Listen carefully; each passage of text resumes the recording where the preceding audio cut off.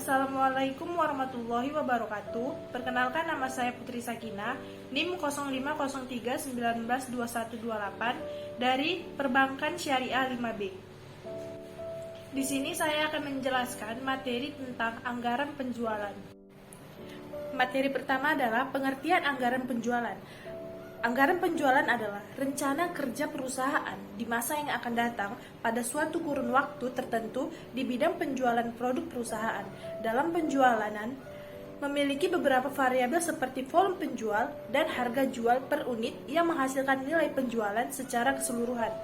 Anggaran penjualan dapat dikelompokkan berdasarkan beberapa varian tertentu yang saling berintegrasi satu dengan yang lainnya, seperti yang pertama, wilayah pemasaran, yang kedua, kelompok konsumen, yang ketiga, jenis produk, yang keempat, kelompok salesman, yang kelima, waktu terjadinya penjualan atau periode waktu, dan lain-lain. Sumber data penjualan. Yang pertama, penjualan tahun-tahun sebelumnya. A. Pertumbuhan rata-rata. Jika pertumbuhan volume penjualan dijadikan dasar untuk menyusun volume penjualan yang dianggarkan di tahun berikutnya, maka rata-rata pertumbuhan volume penjualan di dalam beberapa periode ditambahkan pada volume penjualan aktual di tahun sebelumnya. Misalnya, data penjualan selama beberapa tahun terakhir dari suatu perusahaan terlihat seperti gambar di samping. Kita lihat pada tabel, di situ ada tahun 2015, volume unitnya adalah 220.000, yang dimana presentasinya adalah 11%, maka volumenya adalah 24.200. Begitu juga dengan tahun 2016, 244.200 dengan presentasinya 15%, maka hasilnya 36.630. Sampai 2019, maka pertumbuhannya adalah 33.813 dan presentasinya 12,75%. Jumlah volume pertumbuhan 33.813 ini dari jumlah volume dibagi dengan 4 tahun, sehingga jadinya hasilnya seperti ini. Begitu juga dengan presentasi, hasilnya menjadi 12,75%. B. Least Square. Dapat menggunakan metode statistik untuk membuat ramalan penjualan. Salah satu metode yang bisa dipakai adalah metode least square atau kuadrat terkecil yang dapat dinyatakan sebagai berikut. Y sama dengan A tambah BX, di mana Y adalah nilai proyek Y untuk nilai X, A konstanta nilai Y seandainya X sama dengan 0, B slope menunjukkan berapa satuan Y akan berubah seandainya X berubah satu satuan.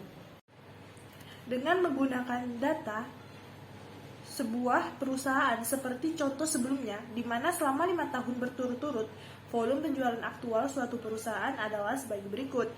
Tahun 2005 volumenya adalah 220.000, tahun 2006 volumenya 244.000, tahun 2007 volumenya 280.000, tahun 2008 volumenya 303.913, tahun 2009 volumenya 355.250. Menurut least square, nilai A dan B persamaan tren linear dapat dicari sebagai berikut. A sama dengan EY per N, B sama dengan EXY per EX kuadrat, di mana sigma sama dengan jumlah penjualan aktual, N sama dengan jumlah tahun dalam data, EXY sama dengan jumlah perkalian X dan Y, EX kuadrat sama dengan jumlah kuadrat dari variabel X. Itu berarti variabel adalah variabel waktu 2005 sampai dengan 2009. Untuk menyingkat waktu perhitungan, variabel waktu tidak dinyatakan dalam tahun, tetapi satuan angka sederhana seperti min 2, min 1, 0, 1, dan 2, dan seterusnya, disebut angka kodi. Metode pembuatan ini disebut code method. Tahun yang persis terletak di tengah data atau 2007, diberi kode 0 untuk tahun sebelumnya 2007. Tahun 2005, yaitu tahun ke-0, volume penjualan adalah 220.000, di mana X1 sama dengan min 2, X1 dikali Y1 adalah min 440.000, X1 kuadrat adalah 4. Selanjutnya, tahun 2006, tahun ke-1, volume penjualan adalah 244.000, di mana X1-nya adalah min 1, X1 dikali Y1 adalah 244.000 200. Tahun 2007, tahun kedua, volume penjualan 280.000, X1-nya 0. Karena di tahun 2007 ini berada di tengah-tengah, maka codingnya adalah 0. X1 dikali Y1 sama dengan 0, X1 kuadrat sama dengan 0. 2008, tahun ketiga, volume penjualan 303.913, di mana X1-nya adalah 1, X1 dikali Y1 adalah 308.913, X1 kuadrat sama dengan 1. Tahun 2009 adalah 4, volume penjualan adalah 355.250, X1-nya adalah 2, maka X1 dikali Y1 adalah 710.500, X1 kuadrat adalah 4, sehingga jumlah volume penjualan adalah 1.409.193, sedangkan X1 kuadratnya adalah 10. A sama dengan 1.409.193 dibagi 5 sama dengan 281.193,6. B-nya adalah 335.213 dibagi 10 sama dengan 33.521,3. Jumlah ini dapat dari X1 dikali Y1, jumlah seluruhnya. Sedangkan X sama dengan 3 di tahun 2010. Penjualan tahun 2010, Y sama dengan A tambah BX. Nilai ini kita masukkan ke dalam sini. Begitu juga dengan ini, lalu dikalikan dengan 3. Maka jumlahnya adalah 381.757 unit. Selanjutnya, kedua, target pertumbuhan penjualan. Yang pertama, pertumbuhan volume penjualan. Yang kedua, pertumbuhan pangsa pasar. Yang ketiga, demografi, yaitu perubahan kelompok usia tertentu, perubahan komposisi dan jumlah kelamin tertentu, perubahan penduduk berdasarkan kelompok tertentu. Yang keempat, pertumbuhan pendapat. Yang kelima, perubahan-perubahan di lingkungan perusahaan, di mana perubahan situasi politik, perubahan sosial masyarakat, dan perubahan ekonomi. Penetapan harga jual produk. Secara garis besar, terdapat beberapa metode yang dapat digunakan untuk menentukan harga jual produk perusahaan, yaitu yang pertama, metode harga pasar, yang kedua, metode biaya plus, yang ketiga, metode margin kontribusi, yang keempat, metode laba maksimal, yang kelima, metode tingkat pengembalian atas modal. Penetapan harga jual dengan metode biaya plus dapat menggunakan biaya yang bervariasi sebagai dasar perhitungan harga jual produk. Misalnya, kapasitas produk normal PT 5 Pilar per tahun adalah 120.000 unit, tetapi perusahaan berencana hanya memproduksi sebanyak 100.000 unit untuk tahun 2020, untuk pembukaan anggaran tahun 2020. Biayanya sudah tertera di dalam tabel. Lalu kita cari manajemen PT sedang mempertimbangkan untuk menetapkan harga jual. Metode biaya plus jika perusahaan merencanakan menetapkan harga jual produknya dengan metode biaya total plus 20%, maka akan menghasilkan harga jual produksi sebesar penjualan total sama dengan biaya total tambah 20%. Total biayanya adalah 1.200.000.000 ditambah 20% kali 1.200.000.000 sama dengan 1.200.000.000 ditambah 240 juta, yaitu 1.440.000.000. Harga jual per unit sama dengan 1.440.000.000 per 100 unit, maka per unitnya adalah 14.400. Selanjutnya terdapat tabel seperti ini.